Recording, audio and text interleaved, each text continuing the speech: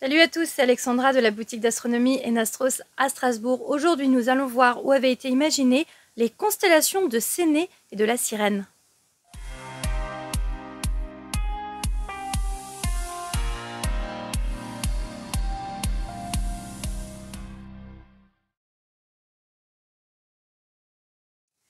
Ces deux constellations font directement référence à un globe céleste. Et dans ce cas, si jamais vous n'avez pas vu ma vidéo sur le globe céleste de la ville de Haguenau, qui parle des différents globes célestes qu'on peut retrouver dans le monde et principalement en Europe, je vous le mets en descriptif. C'est William Blaeu, le célèbre concepteur de globes célestes et terrestres, qui a imaginé ces deux petites constellations dans l'hémisphère sud. Séné serait, à proprement dit, le premier personnage transgenre de l'histoire, de la mythologie, car je n'ai pas eu référence dans mes lectures d'un autre transgenre. C'était donc une fille, Sénis, fille du roi Elatos et qui fut violée par Poséidon. Et en fait, pour la remercier de son plaisir, il lui a accordé un vœu et son vœu a été de devenir un homme. Je n'ai pas trouvé d'informations sur la constellation de la Sirène, mais les deux constellations étaient l'une à côté de l'autre. Elles ont été remplacées par les constellations du Caméléon, de la Mouche et du Triangle austral. Et donc pour les retrouver, je vous emmène ici Stellarium dans l'hémisphère sud. Il faut retrouver la fameuse constellation de la Croix du Sud, qui est quand même relativement lumineuse,